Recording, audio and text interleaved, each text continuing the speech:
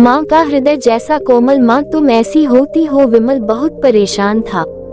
उसे समझ में नहीं आ रहा था कि वो इस परिस्थिति से कैसे निपटे। वो अपनी माँ को बहुत चाहता था, किंतु उसकी पत्नी और बच्चे उसकी माँ से बहुत दूर भागते थे, क्योंकि उसकी माँ की एक आंख नहीं थी, साथ ही उसकी कमर भी 90 अंश पर झुकी थी। वैसे वह अपना काम सब खुद कर लेती है, किंतु फिर भी वो उसकी पत्नी और बच्चों के लिए हमेशा खटकती है था।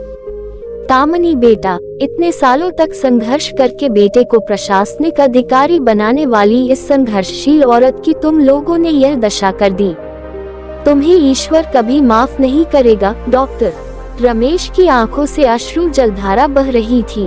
अब भाभी, आप मेरे साथ अमेरिका जाएंगी, यहाँ इन स्वार्थी लोगों के बीच नहीं रहेंगी। डॉक्टर रमेश ने सरस्वती से कहा।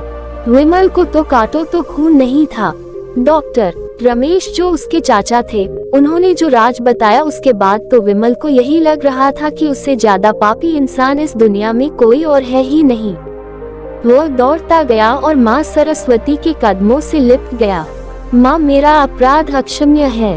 मैं जानबूझकर चुप्पी साधे रहा, आपका अपमान करवाता रहा। अब सिर्फ आप ही उस घर में मेरे साथ रहेंगी और कोई नहीं। विमल ने आग्नेय दृष्टि से अपनी पत्नी और बच्चों को देखा। तामनी को भी बहुत पश्चाताप हो रहा था, किंतु उसकी हिम्मत नहीं हो रही थी कि वो सरस्वती से आंख मिलाए।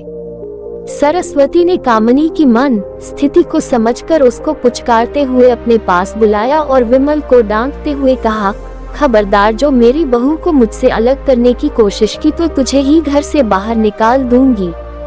तामनी और बच्चों ने सरस्वती के पैर पड़ते हुए अपने व्यवहार पर माफी मांगी और माँ के हृदय ने सबको माफ कर दिया था। तामनी बेटा, इतने सालों तक संघर्ष करके बेटे को प्रशासनिक अधिकारी बनाने वाली इस संघर्षशील और